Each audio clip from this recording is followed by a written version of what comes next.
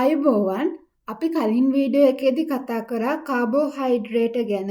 මේ වීඩියෝ එකේදී අපි කතා කරන්නේ ප්‍රෝටීන සහ ලිපිඩ ගැන. ඒතර ප්‍රෝටීන ගත්තාම ප්‍රෝටීන කියන්නේ මොනවාද? ප්‍රෝටීන කියන්නේ සියලුම සජීවී සෛලවලට අත්‍යවශ්‍ය වෙන සංඝටකයක්. අපි කලින් කාබෝහයිඩ්‍රේට් ගැන කිව්වම ඒකේ මූලද්‍රව්‍ය සංයුත්තය ගැන කතා කරා නේද? මොනවාද කාබෝහයිඩ්‍රේට් වල අඩංගුනේ? කාබෝහයිඩ්‍රේට් වල කාබන්, හයිඩ්‍රජන්, ඔක්සිජන් අඩංගුනා නේද? ඒ වගේම මේ ප්‍රෝටීන වලත් අනිවාර්යෙන්ම කාබන්, හයිඩ්‍රජන්, ඔක්සිජන් කියන මූලද්‍රව්‍ය අඩංගු වෙනවා. ඊට අමතරව නයිට්‍රජන් කියන මූලද්‍රව්‍යත් අනිවාර්යෙන්ම අඩංගු වෙනවා. ඒ වගේම මේ ප්‍රෝටීන වල ඇතැම් වෙලාවට සල්ෆර් කියන මූලද්‍රව්‍යත් අඩංගු වෙනවා. එතකොට ඒ කියන්නේ ප්‍රෝටීන වල අනිවාර්යෙන්ම තියෙනවා කාබන්, හයිඩ්‍රජන්, ඔක්සිජන්, ඒ වගේම නයිට්‍රජන් අඩංගු වෙනවා. ඒ වගේම ඇතැම් වෙලාවට සල්ෆර් අඩංගු වෙනවා. ඊළඟට ප්‍රෝටීන ගත්තාම ප්‍රෝටීන පරිණත මිනිස් සිරුරක කොච්චර ප්‍රමාණයක් ප්‍රෝටීන තියෙනවද? 17ක් පමණ ප්‍රෝටීනමය ද්‍රව්‍ය වලින් තමයි පරිණත මිනිස් සිරුරක් හැදිලා තියෙන්නේ. ඒ වගේම ප්‍රෝටීන කියන්නේ සංකීර්ණ අණුවක්. ප්‍රෝටීන හැදිලා තියෙන්නේ ඇමයිනෝ අම්ල කියලා සරල අණු බහු අවයවීකරණය වෙලා තමයි ප්‍රෝටීන හැදිලා තියෙන්නේ. ඊළඟට අපි බලමු අපි කාබෝහයිඩ්‍රේට් ගත්තම ඒවා වර්ගීකරණය කළා ඒවා අඩංගු ආහාර ගැන කතා කරානේ. ප්‍රෝටීන වල අඩංගු ආහාර ගැන කතා කරනවා. ප්‍රෝටීන මස්, මාළු, බිත්තර, සුදු මද, මාංශ භෝග වගේ දේවල් වල අඩංගු වෙනවා ප්‍රෝටීන. ඊළඟට අපි බලමු අපි කියවා නේද ප්‍රෝටීන හැදිලා තියෙන්නේ ඇමයිනෝ අම්ල කියලා සරල අණු වලින් කියලා. එතකොට මේ ඇමයිනෝ අම්ලයක ව්‍යුහයක් තියෙනවා. ඒ තමයි මේ තියෙන්නේ. එතකොට ඇමයිනෝ අම්ලයක් ගත්තාම ඇමයිනෝ අම්ලයේ මැදයේ තියෙනවා මොකද්ද? කාබන් පරමාණුවක් තියෙනවා. ඒකට සම්බන්ධ වෙලා කාණ්ඩ 4ක් තියෙනවා. මොනවාද ඒ කාණ්ඩ 4? මෙතන තියෙනවා COOH කාණ්ඩයක්. අපි ඒකට කියනවා මොකද්ද? අපි ඒකට කියනවා කාබොක්සිල් කාණ්ඩයක් කියලා. ඊළඟට ඒකට NH2 කාණ්ඩයක්ත් බැඳිලා තියෙනවා. අපි ඒකට කියනවා ඇමයිනෝ කාණ්ඩයක් කියලා. ඊට අමතරව හයිඩ්‍රජන් පරමාණුයකුත් R කාණ්ඩයකුත් බැඳිලා තියෙනවා. මොකද්ද මෙතන R කියන්නේ? R කියන්නේ කුමන හෝ කාබන්, හයිඩ්‍රජන් අඩංගු කාණ්ඩයක්. R වල එක්ක කාබන් නැත්නම් හයිඩ්‍රජන් කියන මූලද්‍රව්‍ය අඩංගු වෙනවා. ඊළඟට R කාණ්ඩය වෙනස් වීමෙන් තමයි ඇමයිනෝ අම්ල වෙනස් වෙන්නේ. ඒ කියන්නේ R කාණ්ඩය ඇමයිනෝ අම්ලයෙන් ඇමයිනෝ අම්ලයට R කාණ්ඩය වෙනස් වෙනවා. ඒ කියන්නේ කාබන් වලට බැඳිලා තියෙන NH2 කාණ්ඩයවත් කාබොක්සිලික් අම්ල කාණ්ඩයවත් මේ හයිඩ්‍රජන් පරමාණුවත් ඇමයිනෝ අම්ලයෙන් ඇමයිනෝ අම්ලයට වෙනස් වෙන්නේ නැහැ. මේක හැම ඇමයිනෝ අම්ලයකම මේ කොටස් ටික අනිවාර්යෙන්ම අඩංගු වෙනවා. කාබන් පරමාණුවට බැඳුණු ඇමයිනෝ කාණ්ඩයත් කාබොක්සිල් අම්ල කාණ්ඩයත් ඒ වගේම හයිඩ්‍රජන් පරමාණුවත්. හැබැයි මේ R කාණ්ඩය වෙනස් වෙනවා. ඉතින් R කාණ්ඩය වෙනස් වීමෙන් ඇමයිනෝ අම්ල වෙනස් වෙලා විවිධාකාර ඇමයිනෝ අම්ල හදනවා. ඊළඟට අපි බලමු සරලතම ඇමයිනෝ අම්ලය ගැන. සරලතම ඇමයිනෝ අම්ලය මොකක්ද? සරලතම ඇමයිනෝ අම්ලය තමයි ග්ලයිසින් කියන්නේ. එතකොට මේ ග්ලයිසින් වල ව්‍යුහය පෙන්නලා තියෙනවා. බලන්න මැදයේ කාබන් පරමාණුව තියෙනවා, කාබොක්සිල් අම්ල කාණ්ඩය තියෙනවා, NH2 කාණ්ඩය කියන්නේ ඇමයිනෝ කාණ්ඩය තියෙනවා. ඊළඟට මොකද්ද? හයිඩ්‍රජන් පරමාණුව තියෙනවා. ඒ වගේම R කාණ්ඩය තමයි මෙතනින් නිරූපණය කරලා තියෙන්නේ R කාණ්ඩය. ග්ලයිසින් වල පමණක් R කාණ්ඩයේ විදිහට මොකද්ද? හයිඩ්‍රජන් අඩංගු වෙනවා. ඒකට සරලම ඇමයිනෝ අම්ලය මොකද්ද? ග්ලයිසින්. ඊළඟට මේ ඇමයිනෝ අම්ල කොටස් දෙකකට බෙදනවා. ඒ මොනවද? අත්‍යවශ්‍ය ඇමයිනෝ අම්ල සහ අත්‍යවශ්‍ය නොවන ඇමයිනෝ අම්ල කියලා කොටස් දෙකක් තියෙනවා. අත්‍යවශ්‍ය ඇමයිනෝ අම්ල ගත්තහම ඒක ශරීරයේ නිපදව ගන්න බෑ. එහෙනම් ආහාර මගින් අනිවාර්යෙන්ම අපිට ලබා ගන්න ඕනේ මේ අත්‍යවශ්‍ය ඇමයිනෝ අම්ල. එතකොට අත්‍යවශ්‍ය නොවන ඇමයිනෝ අම්ල කියන්නේ මොනවාද? තේරෙන්න ඕනේ. අත්‍යවශ්‍ය ඇමයිනෝ අම්ල කියන්නේ ශරීරයේ නිපදවා ගන්න බැරි ආහාර මගින් අනිවාර්යෙන් ලබා ගන්න ඕනේ ඇමයිනෝ අම්ල නම් අත්‍යවශ්‍ය නොවන ඇමයිනෝ අම්ල කියන්නේ ශරීරයේ නිපදවා ගන්න පුළුවන් ඇමයිනෝ අම්ල අපිට ඒවා ආහාර මගින් අනිවාර්යයෙන්ම ලබා ගන්න ඕනේ නැහැ. ඊළඟට අපි බලමු ශාකවල සහ සතුන්ගේ අඩංගු ප්‍රෝටීන කිහිපයක් අපි බලමු. මාංශ පේශීවල අඩංගු ප්‍රෝටීන වලට අපි කියනවා මොනවාද? මයොසින්, ඇක්ටින් කියලා කියනවා මොනවාද? මාංශ පේශීවල අඩංගු ප්‍රෝටීන. අස්ථිවල අඩංගු ප්‍රෝටීන වලට අපි කියනවා ඔසෙයින් කියලා. ඊළඟට රතු රුධිරාණු තුල අඩංගු ප්‍රෝටීන වලට අපි හිමොග්ලොබින් කියලා කියනවා. කෙස්සා රෝමවල අඩංගු ප්‍රෝටීන වලට කෙරටින් කියලා කියනවා. ඊළඟට මාංශ භෝගවල අඩංගු ප්‍රෝටීන වලට මොනවාද? ලෙගියුමින් කියලා කියනවා. තිරිඟු වල අඩංගු ප්‍රෝටීන වලට මොනවාද කියන්නේ? ග්ලූටන් කියලා කියනවා. බිත්තර සුදු මදේ අඩංගු ප්‍රෝටීන මොකක්ද? ඇල්බියුමින්. මේ විදිහට විවිධාකාර ප්‍රෝටීන තියෙනවා. ඊළඟට අපි බලමු මොනවාද? ප්‍රෝටීන වල වැදගත්කම. අපි කලින් කාබෝහයිඩ්‍රේට් ගැන කතා කරද්දිත් කාබෝහයිඩ්‍රේට් වල වැදගත්කම් ගැන කතා කරා නේද? ඒ වගේ තමයි මෙතනදී අපි ප්‍රෝටීන වල වැදගත්කම් ගැනත් කතා කරනවා. ප්‍රෝටීන මොකද්ද? ශක්ති ප්‍රභවයක් විදිහට වැදගත් වෙනවා. අපි කලින් කතා කරපු කාබෝහයිඩ්‍රේට් මතකද? ඒ වගේ වැදගත්කම් වලදීත් අපි මොකද්ද ඒක? ශක්ති ප්‍රභවයක් කියලා කතා කරා නේද? ඒ වගේමයි ප්‍රෝටීනත්. ඒකත් ශක්ති ප්‍රභවයක්.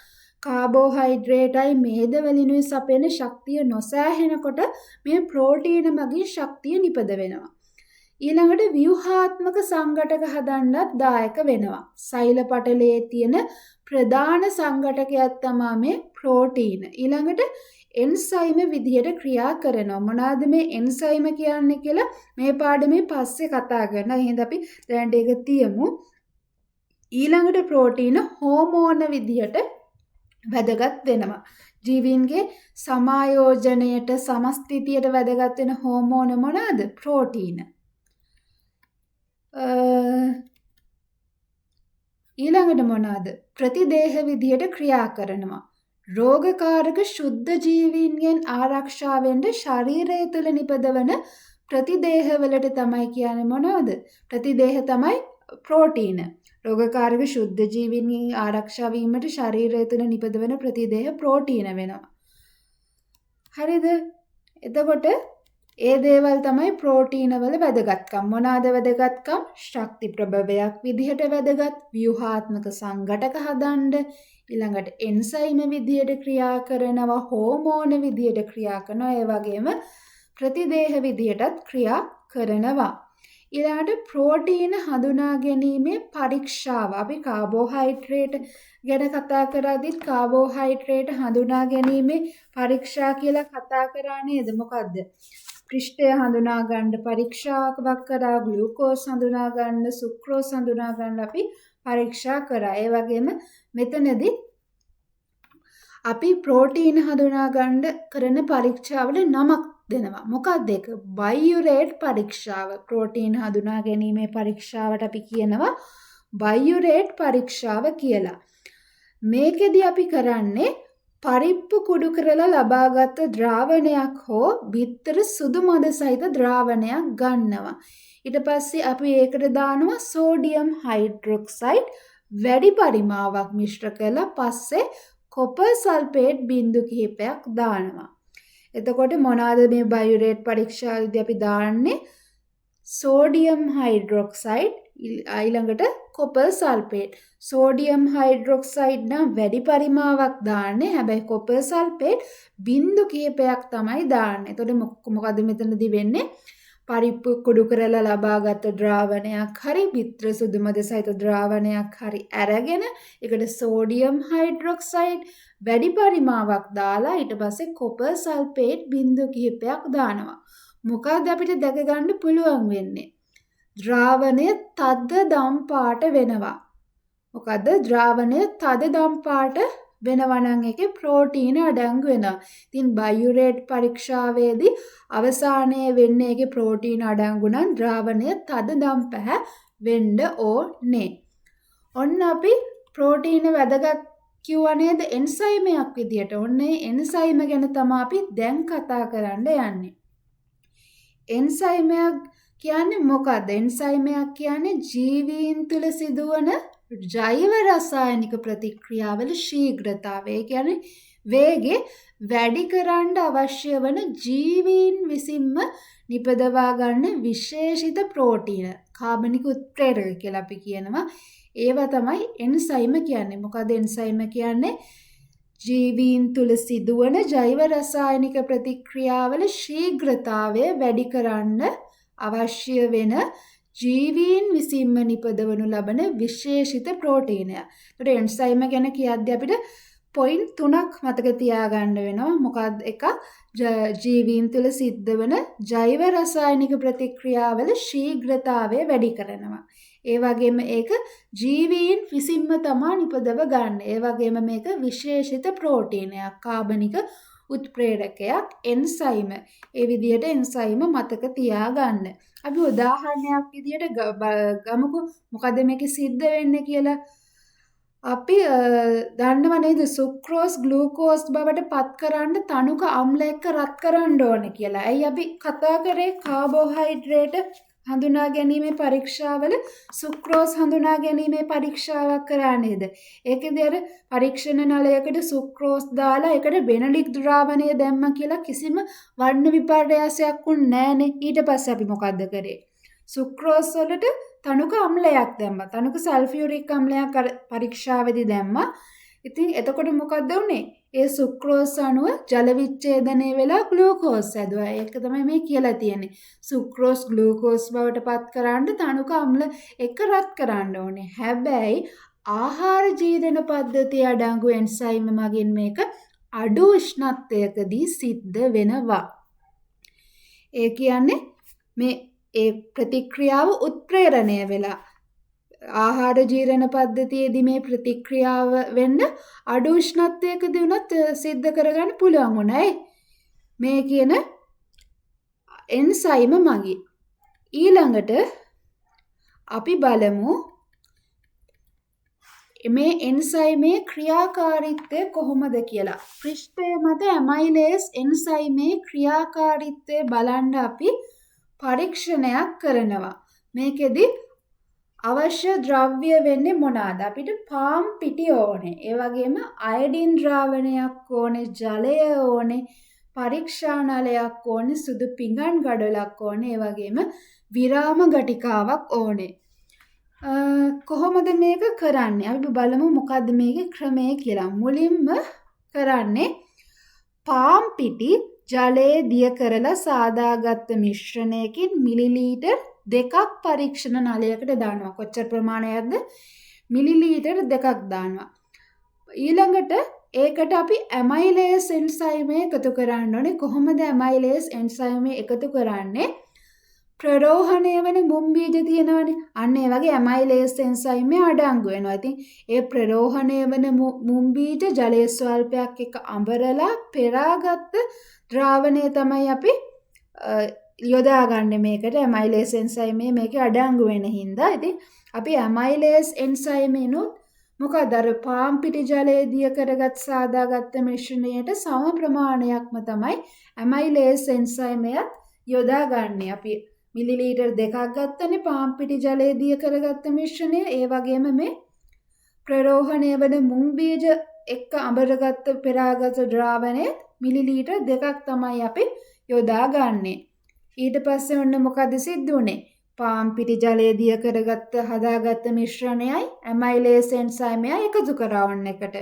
ඊට පස්සේ හදපු මිශ්‍රණය මිනිත්තු දෙකකට පස්සේ බිඳුව බැගින් සුදු පිඟන් ගොඩලක් මත තියෙනවා. ඊට පස්සේ අයඩින් ද්‍රාවණය එක් කරනවා. මේ විදිහට මිනිත්තු 20ක පමණ කාලයක් තුළ මිනිත්තු 2කට මේ ක්‍රියාවලිය සිද්ධ කරනවා. මොකද සිද්ධ කරන්නේ? අර කියන මිශ්‍රණය. මොකද මේ මිශ්‍රණයේ තියෙන්නේ පාම් පිටි ජලයේ දිය කරගත්ත එකයි ඇමයිලේස් එන්සයිමයයි. ඒ අඩංගු මිශ්‍රණය සුදු පිගන් ගඩොලක් මත තියෙනවා අයඩින් ද්‍රාවණය ඒකට එක් කරනවා. ඒ විදිහට මිනිත්තු 2කට ඒ මිශ්‍රණයට අයඩින් බිංදු එකතු කර කරනවා.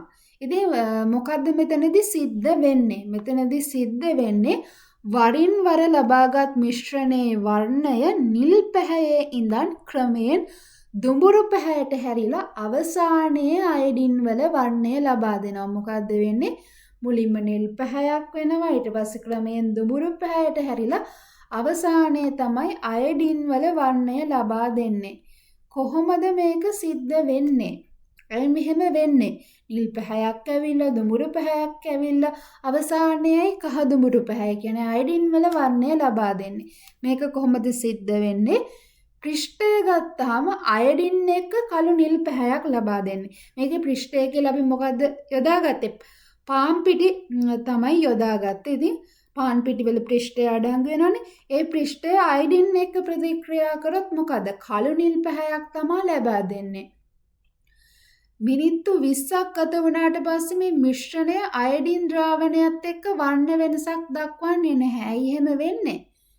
ඒකේ පෘෂ්ඨය අඩංගු නැති හින්දා. ඇයි පෘෂ්ඨය අඩංගු නැති වෙන්නේ? ඒකට හේතුව තමයි පෘෂ්ඨය මත ඇමයිලේස් ක්‍රියා කරනවා. අපි ඇමයිලේස් යොදාගත්තනේ මේකට. පෘෂ්ඨය මත ඇමයිලේස් ක්‍රියා කළ මෝල්ටෝස් හදනවා. ඔන්න එතකොට මොකද? මේකේ පෘෂ්ඨය නැහැ. ඇයි පෘෂ්ඨය ඇමයිලේස් එක ක්‍රියා කරලා මෝල්ටෝස් හදලා තියෙනවා. ඉතින් මේක තමයි මේ මොකද්ද? පෘෂ්ඨය මත ඇමයිලේස් එන්සයිමේ ක්‍රියාකාරීත්වයේදී සිද්ධ වෙන්නේ මේක. මොකද්ද සිද්ධ වෙන්නේ? මොකද්ද අපිට දැක ගන්න ලැබෙන්නේ? මිශ්‍රණයේ වර්ණය නිල් පැහැයේ ඉඳන් ක්‍රමයෙන් දුඹුරු පැහැයට හැරිලා අවසානයේ අයඩින් වල වර්ණය කියන්නේ කහ දුඹුරු ලබා දෙනවා. එතකොට ඇයි මේකට හේතුව කියලා අහුවොත් මෙන්න මේ ටික තමයි කියන්න ඕනේ. පෘෂ්ඨය ගත්තාම අයඩින් එක කළු නිල් පැහැයක් ලබා දෙනවා. ඊට පස්සේ මෙතනදී එහෙම වෙන්නේ නැත්තේ මිනිත්තු 20කට පස්සේ අයඩින් ද්‍රාවණයේ වර්ණය වෙනසක් නොදක්වන්නේ ඒකේ පෘෂ්ඨය නැති නිසා. ඇයි පෘෂ්ඨය නැත්තේ කියලා කියන්න ඕනේ. ඇයි පෘෂ්ඨය නැත්තේ? පෘෂ්ඨය ඇමයිලේස් එක ක්‍රියා කරා. ඊට පස්සේ මෝල්ටෝස් හැදුවා. තව දුරටත් මේකේ පෘෂ්ඨය අඩංගු නැහැ. ඒ හින්දා අර කියන කළු නිල් වර්ණය ලබා දෙන්නේ අවසානයේ අයඩින් වල වර්ණයම තමයි ලබා දෙන්නේ. මොකද්ද? කහ දුඹුරු පැහැය. ඊළඟට ඔන්න අපි කාබෝහයිඩ්‍රේට් ගැන කතා කළ ඉවරයි, ප්‍රෝටීන ගැන කතා කළ ඉවරයි. ඊළඟ මාතෘකාව වෙන්නේ අපිට කතා කරන්න තියෙන්නේ ලිපිඩ. ලිපිඩ වලට අයිති වෙන්නේ මොනවාද? ලිපිඩ වලට තෙල් මේද අයිති වෙනවා. ඒ වගේම මොකද්ද? ලිපිඩ කාම්බර උෂ්ණත්වයේදී ඝන විට මේදයේ විදිහට තියෙන්නේ, ද්‍රව විට තෙල් විදිහට තමයි තියෙන්නේ. එතකොට මේදය කියන්නේ කාම්බර උෂ්ණත්වයේදී ඝන විදිහට තියෙන ලිපිඩ තමයි අපි මේදය කියන්නේ. කාම්බර උෂ්ණත්වයේදී ද්‍රව විට තියෙන ලිපිඩ තමයි තෙල්. ඔන්න මේකෙදිත් අපි කාබෝහයිඩ්‍රේට් ප්‍රෝටීන වල වගේම මේකෙදිත් කතා කරනවා ලිපිඩ වල අඩංගු මූලද්‍රව්‍ය මොනවද කියලා. මොනවද අඩංගු? කාබෝහයිඩ්‍රේට් ගත්තාම මොනවද තිබ්බේ? කාබන්, හයිඩ්‍රජන්, ඔක්සිජන් තිබ්බා. ප්‍රෝටීන වල මොනවද තිබ්බේ? අනිවාර්යෙන්ම තිබ්බා කාබන්, හයිඩ්‍රජන්, ඔක්සිජන්, නයිට්‍රජන්, ඇතැම් වෙලාවට සල්ප තිබ්බා. ලිපිඩ වල තියෙනවා මොනවද? කාබෝහයිඩ්‍රේට් වගේම කාබන්, හයිඩ්‍රජන්, ඔක්සිජන් පමණයි ලිපිඩ වල තියෙන්නේ. හැබැයි පොඩි වෙනසක් තියෙනවා. මොකද්ද? කාබෝහයිඩ්‍රේට් වලට සාපේක්ෂව ලිපිඩ වල ඔක්සිජන් ප්‍රමාණය අඩුයි. ඊළඟට මේ ලිපිඩ ගත්තාම ජලය වගේ ද්‍රවීය ද්‍රාවකවල දිය වෙන්නේ නැහැ. ජලයේ දිය වෙන්නේ නැහැ. කාබනික ද්‍රාවකවල තමයි මොනවද මේ ලිපිඩ දිය වෙන්නේ. ඊළඟට අපි මොනවද? ලිපිඩ අඩංගු ආහාර කතා කරමු. මොනවද? රට, කජු, පොල්, තල, බටර්, මාගරින් වගේ ආහාරවල මොනවද? ලිපිඩ අඩංගු වෙනවා. ඊළඟට අපි ප්‍රෝටීන ගැන කතා කරද්දී ප්‍රෝටීන හැදිලා තියෙනවා කිව්ව මොන වගේන්ද? ඇමයිනෝ අම්ල වලින්. ඒ වගේම තමයි ලිපිඩත්. ලිපිඩ හැදිලා තියෙන්නේ මොනවාද? මේ මේද අම්ලයි ග්ලිසරෝලුයි එකතු වෙලා ලිපිඩ හදනවා. එතකොට මේද අම්ලයි ග්ලිසරෝලුයි ප්‍රතික්‍රියා කළ ලිපිඩ සහ ජලය ලබා දෙනවා. ඔන්න අපි ඊළඟට එන්නේ කාබෝහයිඩ්‍රේට් ප්‍රෝටීන වල වැදගත්කම් කතා කරා නේද? ඒ වගේම අපි ලිපිඩ වල වැදගත්කමුත් කතා කරමු. ලිපිඩ ගත්තහම ලිපිඩ වැදගත් වෙනවා. මොකක් විදියටද? ශක්ති ප්‍රභවයක් විදියට. අපි කලින් කතා කරපු කාබෝහයිඩ්‍රේටයි ප්‍රෝටීන දෙක ශක්ති ප්‍රභවයක් විදියට වැදගත් වුණා නේද? ඒ වගේමයි ලිපිඩයි. ලිපිඩ දහණයෙන් තමයි වැඩි ශක්තිය ලැබෙන්නේ. ඒ කියන්නේ කාබෝහයිඩ්‍රේට් ප්‍රෝටීන වලට වඩා ලිපිඩ දහණයෙන් වැඩි ශක්තියක් ලැබෙනවා. කාබෝහයිඩ්‍රේට් ප්‍රෝටීන ගත්තම දහන කිලෝ කැලරි 4ක ශක්තියක් තමයි ලැබෙන්නේ. හැබැයි මොනවාද? ලිපිඩ වලින් කොච්චර ප්‍රමාණයක් ලැබෙනවද? ලිපිඩ වලින් කිලෝ කැලරි 9ක ශක්තියක් ලබා දෙනවා. ඊළඟට අපි බලමු ආය මොනවද ලිපිඩ වැදගත් වෙන්නේ? ව්‍යුහාත්මක සංඝටක හදන්න ලිපිඩ වැදගත් වෙනවා. ප්ලාස්ම පටලයේ තියෙන ප්‍රධාන සංඝටකයක් තමයි ලිපිඩ කියන්නේ. ප්ලාස්ම පටලයේ අඩංගු ප්‍රෝටීන මොනවද? ෆොස්ෆොලිපිඩ, කොලෙස්ටරෝල් හේම මොනවද? ප්ලාස්ම පටලයේ අඩංගු වෙන ලිපිඩ. ඊළඟට අපි බලමු ලිපිඩ ජල සංරක්ෂණයට වැදගත් වෙනවා. මෙතන මට කියන්න බැරි වුණා මේ ශක්ති ප්‍රභවයක් විදියට වැදගත් වෙනවා කියද්දි ලිපිඩ මම කියවනේ කාබෝහයිඩ්‍රේට් සහ ප්‍රෝටීන වලට වඩා ලිපිඩ වලින් වැඩි ශක්තියක් ලැබෙනවා කියලා. කාබෝහයිඩ්‍රේට් සහ ප්‍රෝටීන ග්‍රෑම් එකකින් ලැබෙන ශක්තිය තමයි කිලෝ කැලරි 4. ලිපිඩ ග්‍රෑම් එකකින් ලැබෙන ශක්තිය කිලෝ කැලරි 9යි. ඊළඟට ජල සංරක්ෂණයට වැදගත් වෙනවා. ශාක මතුපිට පෘෂ්ඨයේ තියෙනවා කියුටින් කියලා ඉටි වගයක්. ඒකෙන් ජලය පිටවීම වළක්වලා මොකද? ජල සංරක්ෂණ කාර්යයක් ඉටු කරනවා. ඒ වගේම ගොඩක් සත්තුන්ගේ දේහාවරණයේ ඉටි තියෙනවා. ඒකෙන් විජලනය වැළැක්වෙනවා. විජලනය කියන්නේ අනවශ්‍ය ලෙස ශරීරයෙන් ජලය ඉවත් වීම වළක්වනවා මේ සතුන්ගේ තියෙන දේහාවරණයේ තියෙන ඉටි හින්දා. ඊළඟට දේහ උෂ්ණත්වය පවත්වාගෙන යාමට ඒකටත් වැදගත් වෙනවා. පක්ෂීන් ශීරපායින් වගේ අචලතාපී සත්වයන්ගේ සමට යටින් තියෙනවා මොකද්ද? අදශ්චර්මීය මේද ස්තරයක්. අන්න ඒක තාප පරිවාරකයක් විදියට ක්‍රියා කරනවා. මොකද්ද තාප පරිවාරකයක් කියන්නේ? ඒ මගින් මොකද? තාපය සන්නයනය වෙන්න දෙන්නේ නැහැ. ඒ කියන්නේ තාපය පිට වෙන්න දෙන්නේ නැහැ. ඒ මගින් මොකද්ද? මෙයා දේහයේ තාපය ආරක්ෂා කරගන්නවා. ඊළඟට අචලතාපී සත්වයන් කියලා කියුවේ ඒ කියන්නේ ශරීරයේ පරිසරයේ උෂ්ණත්වය වෙනස් වෙද්දී ශරීරයේ උෂ්ණත්වය වෙනස් කරගන්නේ නැතුව ඒක නියතව අනියත අගයක තියාගන්න කට්ටියට තමයි අපි කියන්නේ අචලතාපී සත්වයන් කියලා. ඉතින් මේ අචලතාපී සත්වයන්ගේ සමට යටින් තියෙන මේ අදශ්චර්මීය මේද ස්තරය තමයි මේ ක්‍රියාවට උදව් වෙන්නේ. එයා තාප පරිවාරකයක් විදියට ක්‍රියා කරලා දේහයේ අභ්‍යන්තර උෂ්ණත්වය රැකගනිමින් එයාලගේ දේහ උෂ්ණත්වය රැකගන්නවා. ඊළඟට අභ්‍යන්තර ඉන්ද්‍රියවල ආරක්ෂාවට සත්ත්ව දේහයේ අභ්‍යන්තර ඉන්ද්‍රියන් වටා තියෙනවා මොකද්ද? මේද ස්තරයක්. ඒකෙන් බාහිරින් ඇති වෙන කම්පන අවශෝෂණය කරලා ආරක්ෂක කෘත්‍යයක් ඉටු කරනවා. ඒ වගේම ඇතැම් හෝමෝන සංශ්ලේෂණයට ඊස්ට්‍රජන්, ටෙස්ටොස්ටෙරෝන්, කෝටිසෝල් වගේ ඇතැම් හෝමෝන සංශ්ලේෂණයට මේ ලිපිඩ වැදගත් වෙනවා. මොනවාටද එතකොට ලිපිඩ වැදගත් වෙන්නේ? ශක්ති ප්‍රභවයක් විදියට වැදගත් ව්‍යුහාත්මක සංඝටක හදන්න ප්ලාස්ම පටලයේ ප්‍රධාන සංඝටකයක් වෙනවා.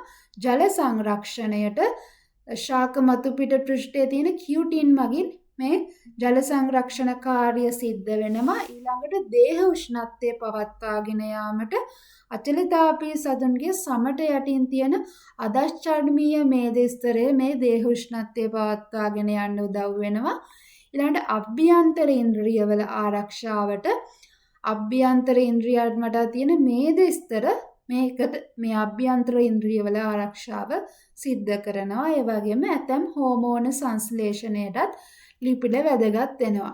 ඔන්න අපි කාබෝහයිඩ්‍රේට් හඳුනා ගැනීමේ පරීක්ෂා කරා, ප්‍රෝටීන් හඳුනා ගැනීමේ පරීක්ෂා කරා. ඒ වගේම අපි ලිපිඩ හඳුනා ගැනීමේ පරීක්ෂාත් කරනවා. බලමු. මොනවාද මේකෙදි සිද්ධ වෙන්නේ? අපි ප්‍රෝටීන් හඳුනා ගැනීමේ පරීක්ෂාවට මොකද්ද කිව්වේ? බයුරේට් පරීක්ෂාව කිව්වා නේද? ලිපිඩ හඳුනා ගැනීමේ පරීක්ෂාවට අපි කියනවා සුඩෑන් 3 පරීක්ෂාව. සුඩෑන් 3 පරීක්ෂාව මේකෙදි තලතෙල් හෝ පොල් තෙල් ස්වල්පයක් පරීක්ෂණ නලයකට දානවා. ඊට පස්සේ අපිට කරන්න තියෙන එකට කෙලින්ම සුඩෑන් 3 ප්‍රතිකාරකය දාලා හොඳින් සොලවන්න තියෙන්නේ. මොකද්ද වෙන්නේ? මේ තෙල් ස්තරය මොකද්ද? රතු පැහැ වෙනවා.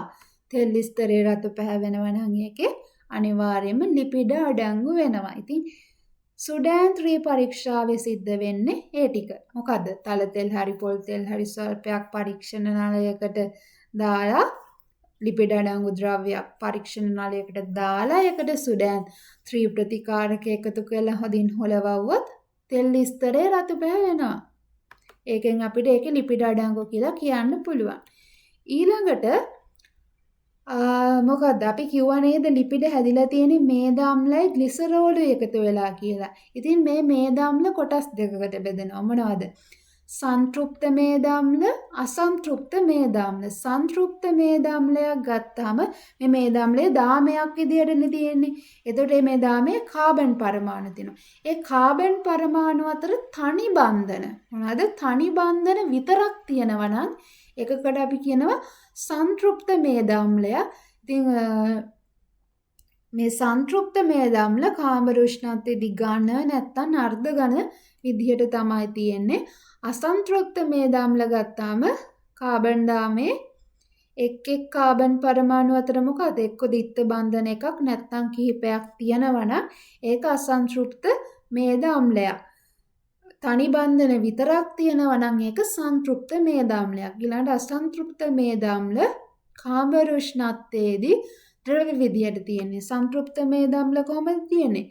කාමර උෂ්ණත්වයේදී ඝන හරි අර්ධ ඝන විදියට තමයි තියෙන්නේ. ඉතින් අපිට මේකෙදි ප්‍රෝටීන සහ ලිපිඩ වලදී මේ කොටස් ටික විතරයි අපිට කතා කරන්න තියෙන්නේ. මොනවාද අපි කතා කරපු කොටස්? අපි කතා කරා මොනවද? අපි කතා කරා ප්‍රෝටීන පිළිබඳව විස්තර කිහිපයක් කතා කරා. ඊට පස්සේ ප්‍රෝටීන හැදිලා තියෙන ඇමයිනෝ අම්ල ගැන කතා කරා. සරලම ඇමයිනෝ අම්ලයේ ග්ලයිසින් පිළිබඳ අත්‍යවශ්‍ය ඇමයිනෝ අම්ල කියන්නේ මොනවාද? අත්‍යවශ්‍ය නොවන ඇමයිනෝ අම්ල කියන්නේ මොනවද කියලා කතා කරා. ඊළඟට සත්වයන්ගේ හා ශාකවල අඩංගු ප්‍රෝටීන මොනවද කියලා අපි කතා කරා.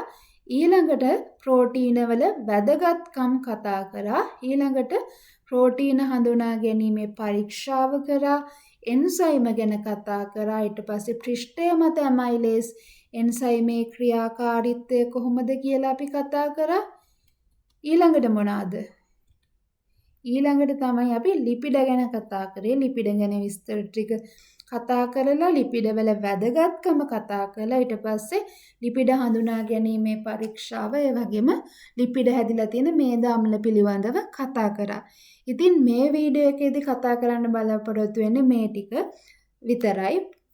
මේ ප්‍රෝටීන සහ ලිපිඩ ගැන ඊළඟ වීඩියෝ එකේදී අපි ඊතුරු කොටස් ටික සාකච්ඡා කරමු. ඉතින් මොනවා හරි ප්‍රශ්නයක් තියෙනවා නම් කමෙන්ට් එකක් දාන්න. ඉතින් හැමෝටම සුබ දවසක් කියලා ප්‍රාර්ථනා කරනවා.